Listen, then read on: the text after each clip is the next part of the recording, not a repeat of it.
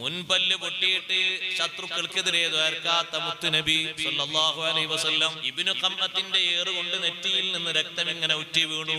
നിലക്കാത്ത രക്തത്തിന്റെ പ്രവാഹം അവസാനിച്ചത് ബീവി ഫാത്തിമത്തു സുഹ്റാ റളിയല്ലാഹു അൻഹാ ഈത്തപ്പന ഓല കൊണ്ട് മുടഞ്ഞുണ്ടാക്കിയ പായ കരിച്ച് അതിന്റെ ചാരം കൊണ്ടുവന്ന് നെറ്റിയിൽ പിടിച്ചിങ്ങനെ അമർത്തി വെച്ച ശേഷമാണ് രക്തം നിലച്ചുപോയത്. എന്നിട്ടും അവർക്കെതിരെ തങ്ങൾ ദുആ ചെയ്തിട്ടില്ല.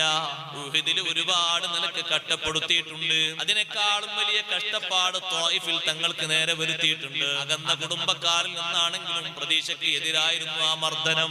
അപ്പോഴൊന്നും ദ്വാരക്കാത്ത മുത്ത് നബി സല്ലല്ലാഹു അലൈഹി വസല്ലം ശത്രുക്കൾക്കെതിരെ ശക്തമായ ഭാഷയിൽ ദുആ ചെയ്തത് ഖന്തഖിൽ വെച്ചാണ്.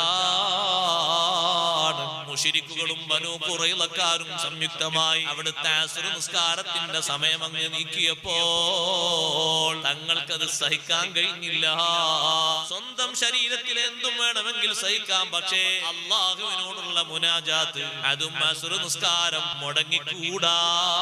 അവിടെയാണ് തങ്ങൾ ദുആ ചെയ്തത് മല അല്ലാഹു ബുയൂതഹും വഖുബൂറഹും നാറാ ശഗലൂനാ അനിസ്സലാത്തിൽ വുസ്താ.